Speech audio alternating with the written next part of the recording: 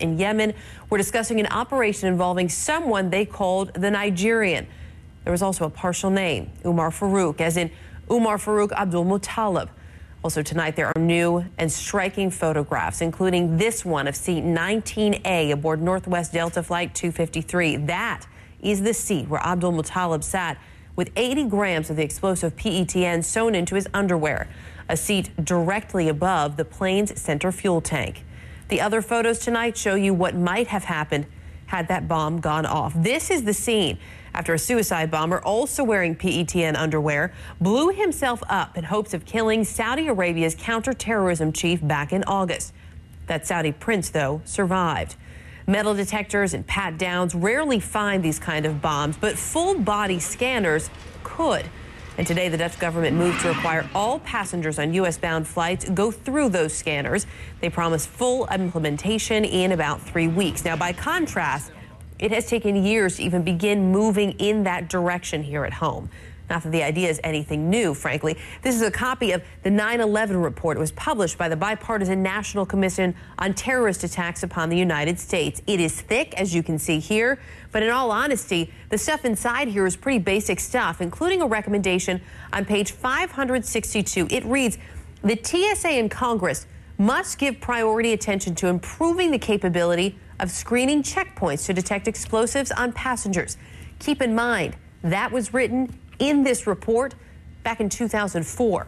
In this morning's USA Today, Janet Napolitano, the current Secretary of Homeland Security, writes, the administration is determined to find and fix the vulnerabilities in our systems that allowed this breach to happen. That makes her the third DHS secretary to say that, not the first. So why then are we still talking about these same problems? Why, when we were told how to fix them more than 5 years ago? In a moment, you'll hear what her predecessor has to say for himself. First, though, more of those 9/11 Commission recommendations and, frankly, more unkept promises.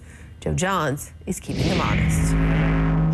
The recommendations of the 9/11 Commission, steps to keep us all safe. At the time, they did not seem optional, but apparently they were. Take this recommendation. Improved use of no-fly and automatic selectee lists should not be delayed. Translation, hurry up and figure out how to use the security screening list to keep track of who's trying to fly. The commission wrote those words in 2004, and now, just 1 week away from 2010, a guy on a watch list but not on a no-fly list was actually able to get on a plane with a bomb in his underwear. How in the world does that happen? Attorney Richard Benveniste was a member of the 9/11 Commission. In view of the fact that he had traveled to Yemen, he had been in possession of a valid visa, he had purchased his ticket under circumstances that raised red flags, and of course his father had been concerned enough about him to have gone to the U.S. Embassy and had follow-up conversations with CIA. And then there's this 9/11 Commission recommendation. The TSA and the Congress must give priority attention to improving the ability of screening checkpoints to detect explosives on passengers. They've given it priority, all right, but haven't even come close to getting it over the finish line. TSA bought a bunch of so-called puffer machines to detect explosives by blowing air on passengers, but they didn't work very well. Other scanning technologies allowing authorities essentially to see underneath the clothes of departing passengers have been bottled up. Just 40 scanners in 19 airports across the entire country right now. Why? Privacy concerns mostly. Richard Benveniste says, get over it. I think we need to put aside Puritan concerns and get down to the reality of people trying to kill us and balance those two issues. And while the investigation is far from over, it's also looking like one of the Commission's most important messages of all got lost in translation even before Northwest Flight 253 hit the skies between Amsterdam and Detroit. The Commission urged over and over again that federal agencies collaborate instead of compete, writing that information procedures should provide incentives for sharing. Translation, if you have information, share it. Clearly, that didn't happen, as the CIA wrote a report on the suspect but did not send it to other agencies. Seemingly a major failure in the eyes of the 9/11 Commission, which decided that forcing federal agencies to talk to each other about stuff like this was its most important mission. to break down those barriers and to make sure that information gets shared. That was our principal recommendation in 9/11, and one of the principal reasons we were unable to exploit the mistakes made by al-Qaeda prior to 9/11. It makes you wonder what it might take for us to actually learn our lesson. Joe John, CNN, Washington. Digging deeper now with Michael Chertoff, the country's second Secretary of Homeland Security. He had the responsibility of fixing a great deal of what was broken. The buck was supposed to stop at his desk. We spoke earlier tonight. So why is it in the 8 years since 9/11, so few of the recommendations in that 9/11 report seem to have been implemented at this point, and so few of those changes seem to have been made where they're really needed? Well, we actually did implement a lot of the recommendations, but frankly, it's been much more difficult than it should have been, because what we discovered is that interest groups that have very strong views, either from a business standpoint or a civil liberties standpoint, mobilize and set up roadblocks. So, for example, we had to work very hard to implement the requirements with respect to secure documents. And it was delayed by a couple of years because the ACLU and other groups went up to Congress and got Congress to put delays in or to block the money. In an op-ed piece, that op-ed that you wrote for the Daily Beast, you write, squeamishness about any slight to privacy or worries about whether the evidence meets judicial standards induces the kind of bureaucratic paralysis that allows a terrorist to slip through our existing defenses. How, though, do you balance individual rights and national security? This is part of what you alluded to before.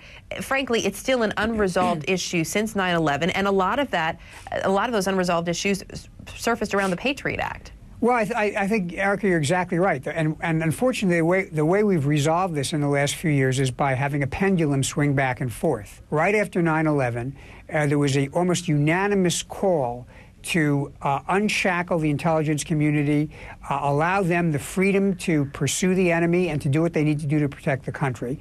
We changed some of the laws to give them that freedom. And then as they became more and more successful and we had no attacks, the critics began to complain that there was too little attention to the restraints, and they wanted to go back to a pre-9/11 mentality. So we need to have a candid conversation with the American public. If you want to be safe, you have to unleash a certain amount of flexibility for the agents and the operators to do what they have to do. But if you see that as a problem, and if you saw that as a problem when you, in fact, were in office and were in charge of many of these things, why not push harder to make these things happen, to make the changes, have the changes made that you felt were necessary to keep the country safer and to make it work better? Eric, I have the scars on my back from the push I made. I built 601 miles of fence, and believe me, I was hung in effigy in parts of the border. I demanded and got secure documentation to cross the border from Canada, and I got vilified in the northern by some of the members of Congress from the northern districts for doing that. We pushed hard for increased capability to get information from Europe, and the Europeans condemned me for that. So I know what it's like to go through the battles. We did accomplish a lot of things.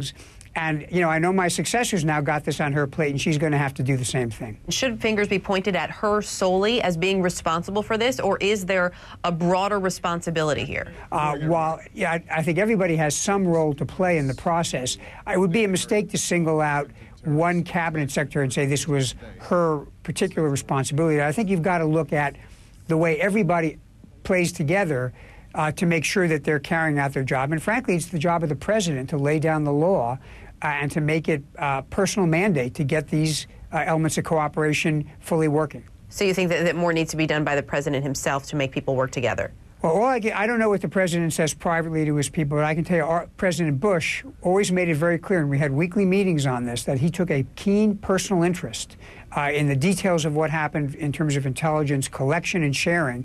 And believe you me, the bureaucracy got that message. Do you feel that President Obama is taking a keen personal interest? I don't know what he says behind the scenes. I think what he said when he came out a couple of days ago suggests he understands he needs to do it, and I've every reason to believe that he is going to take that personal interest to make sure the job gets done. It sounds like, though, you're not, I mean, just to read between the lines here, it sounds like you're saying you're not necessarily confident, pardon me, that he's been doing that up until this point. Is that accurate? Eric, I think what I'm saying to you is, since I'm not in the meetings, I don't want to speculate about what his style is. Okay. I have every reason to believe he's committed to this, and I know he knows the responsibility that he has, and so I'm going to leave it to him and his spokesman to speak for his administration.